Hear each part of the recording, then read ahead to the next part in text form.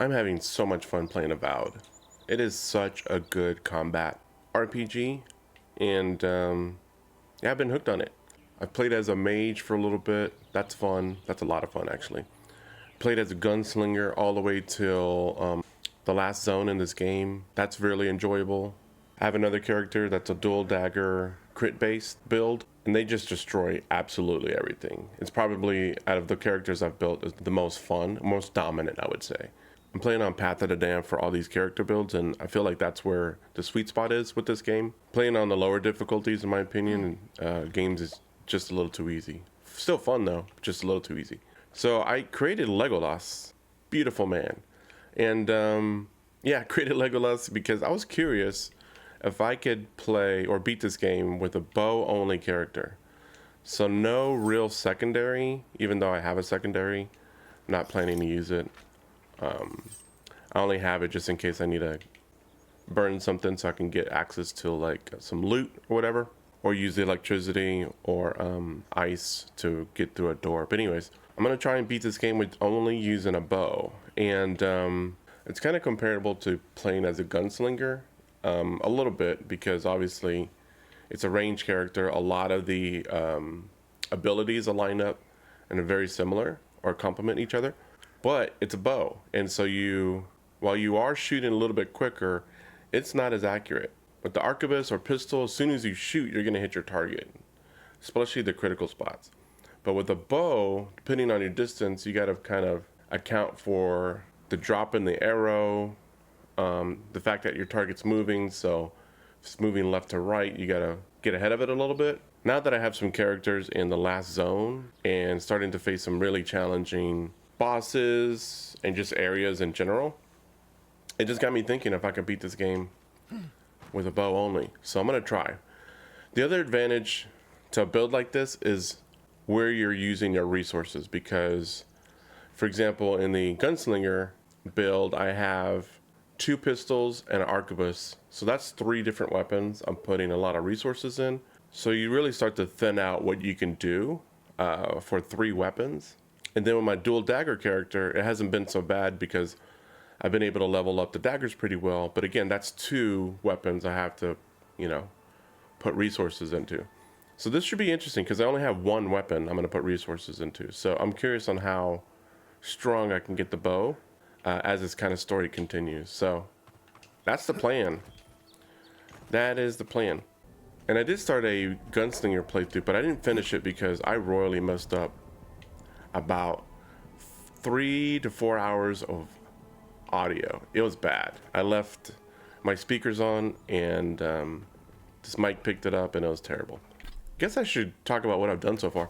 So I'm actually about to start the very first mission. It's called Message from Afar. It's the first main mission to do, right? We got to go look for the ambassador. And by the way, this playthrough is going to be heavily edited towards combat.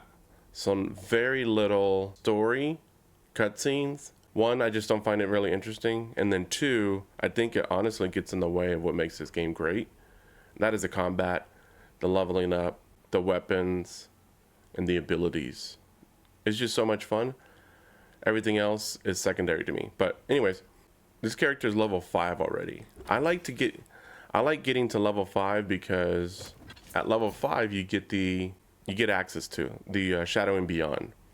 And this is such a game changer, the Shadowing Beyond. Being able to just disappear and stay in the shadows until you decide to come out, because you can keep taking essence. You're gonna go through some potions, but you could keep taking it to stay hidden. So, I mean, this mechanic is so amazing and broken, and I really hope they don't ever fix it, but there's so many things you could do in Shadow Beyond besides just assassinating enemies, which is great. Like I mentioned, you can drink potions, you can eat consumables. You can go, if you know where something's at, and playing this game, and having played this game a lot, I know where a lot of things are at. In fact, I'll kind of go over what I'm wearing right now, but in a minute. But when you know where something's at, and if it's just in a chest, and you don't feel like fighting anybody in the dungeon, just put on, or just activate Shadow and Beyond, go into the dungeon, loot the chest, and leave. Upgrade your upgrade your armor or your weapon, and then come back and fight the fight. It's so ridiculous. Unless the loot that you want is dropped by the enemy, which in some cases that is the case, then you just use Shattering Beyond to get what you want. And you can do that in every zone. So now that I have it, which is a big reason why I wanted it, I like to have it right out the gate. So you do got to do a little bit. Actually, you got to do quite a bit. I think this is like 2 hours of gameplay. Let me see. Let me save. 3 hours, almost 4 hours, my bad. Okay, so you do got to do a lot to get to level 5. But I think it's worth it. I mean, I just put some music on. I know Dawnshore really, really well. I just threw some music on and then did a bunch of side quests that I know that are available to you before you open up Paradise, because you have to complete this mission here if you haven't played this game before to open up Paradise. And by the way, if you haven't played this game before, like I mentioned, I'm going to be spoiling the crap out of some things, especially here in a minute. If you don't care, then by all means keep watching. If you do care, then maybe go play this game. It's worth the money, in my opinion. Here it comes. Just on the combat and the leveling up. As if you like Skyrim, if you like Fallout, which are two of my favorite games, if you like Assassin's Creed, I mean, there's a lot of games that this game takes from heavily, I would say, but it makes it fun. I got a bad feeling about whatever that bear's chomping. Yeah, it's fine. I mean not to spook you. So yeah, I guess I'll go over what I'm actually Bad way to go. wearing. So yeah, it took me almost 4 hours to get to this point. I didn't realize it took me that long. But yeah, I did a lot. I know a lot of the side quests that you can do, like this right here, the Strangle Audra. You don't have to fight anybody, and it's like 300 XP, right? For the longest time, I didn't know there's a vendor over here. She sells tier 2 weapons, so if you have the coin, you can get tier 2 weapons super early. 4 of the 6 Wodika shrine or totems you can get, including the shrine, which is up here. You know, again, you don't have to fight anybody; just go grab it. You set it up at party camp. So I got 4 of the 6 already. The other 2 are in Paradise. So I had those activated at the moment. What else? There's so much loot here. I can tell you from experience that you can get to level 4 super quick. Like doing the side mission with this chick to clear out the cottage here. That's like 400 XP. There's a cartographer guy. Don't talk to him, by the way. So I think he's right here at the very beginning of the game. He has like a little exclamation point. Don't talk to him. Because once you talk to him, he goes into Paradise. But if you go to Usher's Hand, around here, next to the God's Gate beacon, is the cartographer's dead, and you pick up his map. Spoilers, and then you can turn it into him before he goes into Paradise, and you get some XP for it. Not a lot, I think like 150, but it's still XP, because the XP for killing enemies is only like 2 to 4, and I think the tougher enemies, they get you 10 XP.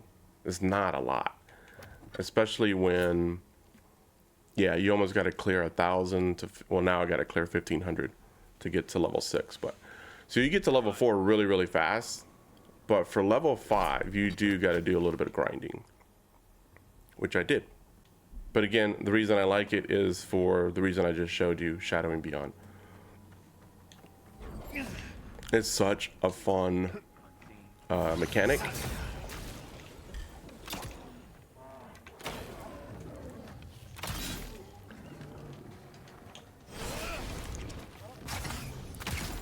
See, I'm not doing very much, but oh, okay, that was pretty good.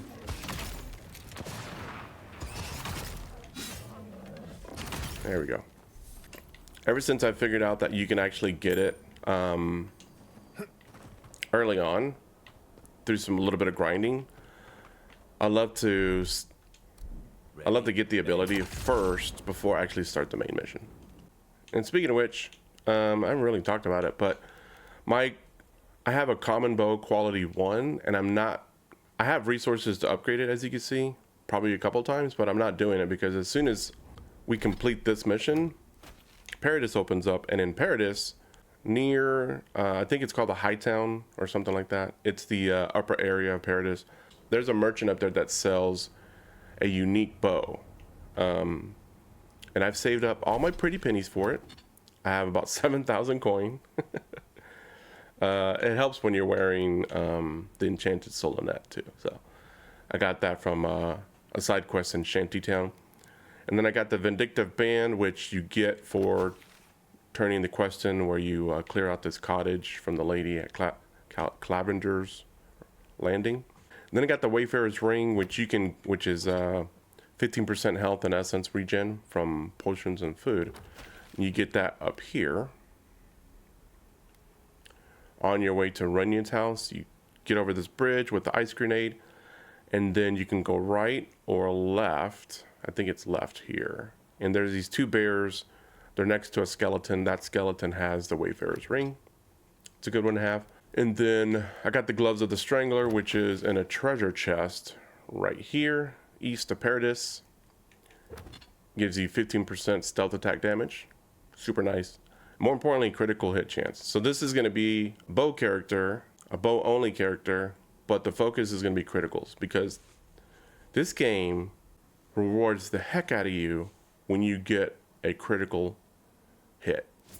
And right now we're at 18% on base critical hit chance, and then 50%. And I have another character that's 57% critical hit chance, my dual dagger character, and the critical damage bonus is 90%.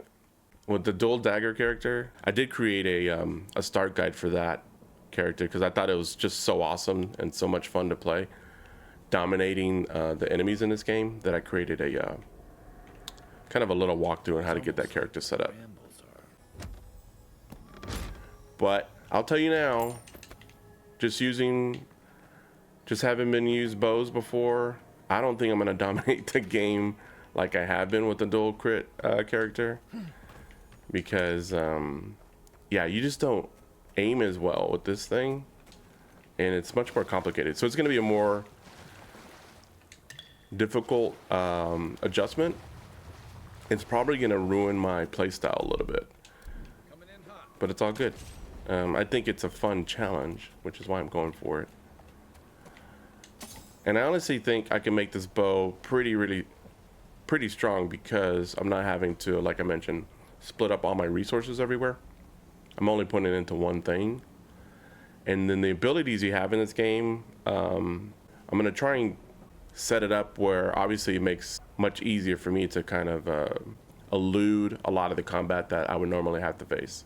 It's gonna be tough though.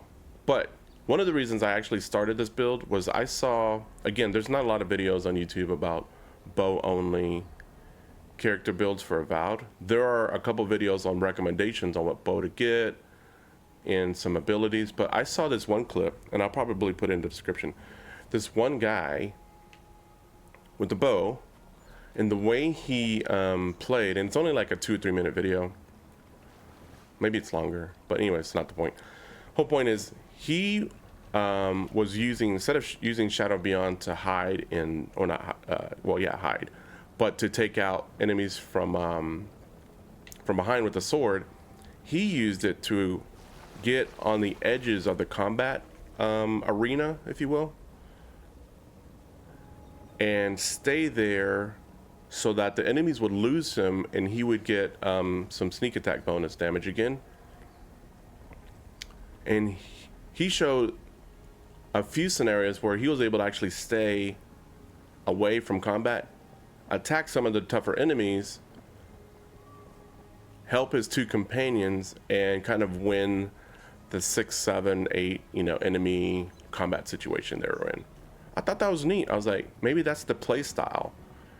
Again, it's not he doesn't have a full playthrough, so whether that will work or not is a mystery to me.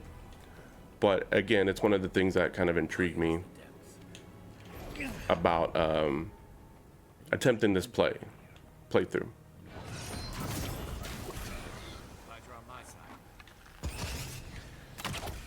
Oh, that's a good hit. It's a good sign. So yeah, he was staying like on the outskirts, and kind of like I am now. But one of the things that I thought about is take this character out. With my other character builds, I use Giada and Yatsley a lot. I hardly use Marius. I think everybody hardly uses him. He's just not a strong character or strong companion. But anyways, Kai is set up to be, as he walks through me, Kai is set up as a tank character. And I'm probably going to keep him all the way to the end because I need somebody aggroing the entire, or taunting, as the game calls it, the entire enemy base, so that I can continue to stay on the outside and pick people off one at a time. And Fire and Ire does that. It taunts, planning to put a point into quick reload so that cooldown will happen quicker. Also Leap of Daring, he'll come crashing down on enemies, stunning and taunting anybody nearby. And then Leap of Faith, I think, Leap of Pride doubles the area of effect for Leap of Daring. So if you have a bunch of enemies grouped up, you call that in, and then a lot of the attention that's probably focused on you will come off you and go right to Kai. And then my second character, I think, is probably going to be Yatsley late game, because she has the arduous slow motion thing. I'm butchering like whatever it's called, but that ability slows enemies down completely, and it's almost like Tangleroot, but I'm thinking that would be great for like bosses that are trying to stay away. I don't know.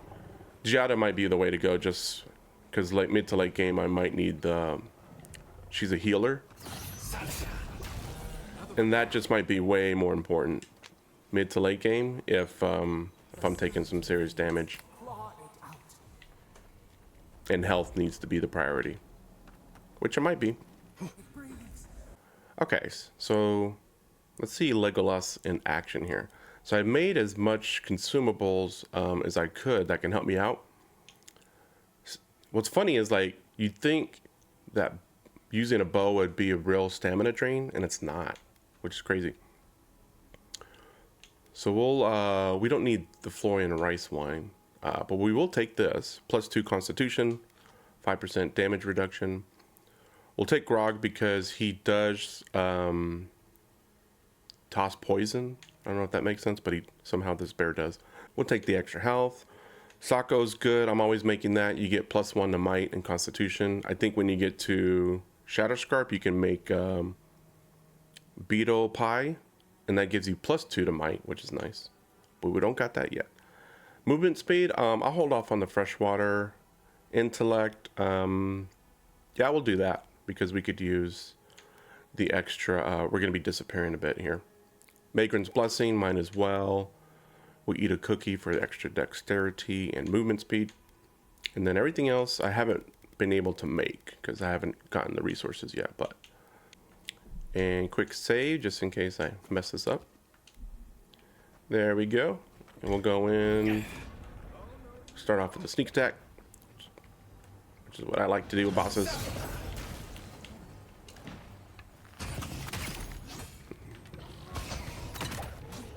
Root him real quick. He's completely focused on me, and he just shot poison at me. So now let's change that. There we go. Now he's stunned. That's what that little white thing above his head is, and he's focused on Kai now, which is what we want. Exactly what we want. And I see, this is what I'm talking about. This is where I think it's going to be tough because one of the abilities you can get with Gunslinger, and I already have it, but it's not obviously well developed. It's the steady aim. With pistols and arquebuses, it works absolutely great. But as you can see, this bad boy, it is so hard to hit the target or to hit his critical area spot. You know what I mean. You know what I mean. Okay, he's aggroed back on me, so let's get his attention back with Kai. There we go. Thank you. Oh, that was 124. I got him. Got him in the face. Oh, shoot. Yeah, I gotta get a better angle here. Oh, he went down. Oh, shoot. Let's root him real quick. And he's focused on me again. That's fine. He's tangled right now, and we will now. Oh, we got cooldowns. Okay, so I'm gonna have to run around for a little bit. That's fine. I don't think so, Bear. Oh, that's close. I think I walked into some, what do you call it? Some, am I getting, yeah. I'm getting poison damage. I think I walked into one of his things. All right. Let Kai come back in, save the day. I'm about to, yep. Special ability. Man, that's so weak sauce. I'm so used to like big power from from my other characters that I built when using the special ability. Why is my guy shaking? You nervous, bro? Kai's down. Oh shoot, I didn't realize. I was just staring at Kai. Realized I was standing in. I really want to take him out with the bow. There we go. I didn't want to have to use Shadow and Beyond, but I was gonna do it to pick up Kai here. What happened to that bear? I don't know what happened to it. Poor bastard. He's possessed. One of Ludwig's. Another thing I'm probably gonna be using a lot of is grenades. I have found that grenades are really useful for stuns and to completely stop something that's rushing you. It's a really great tool. Once I've isolated like a boss, that's pretty much going to be the playstyle. Rooting or using Tangleroot, and then activating Kai's abilities to constantly taunt them away from me, and or their focus and taunt away from me. And so that's the plan. That is the plan. So from here, we're going to go talk to this Audra thing, or the voice in our head. We're going to get an ability called Dream Touch so that we can pick up our companions in the middle of combat, which is nice. And you could do it in Shadow and Beyond, which is nice, which is a little broken, but nice. But with the power of editing, I'm going to go and complete that cutscene. We're going to open up Paradis. I'm going to go purchase a very beautiful and unique bow. It's going to be lovely. See you in a minute.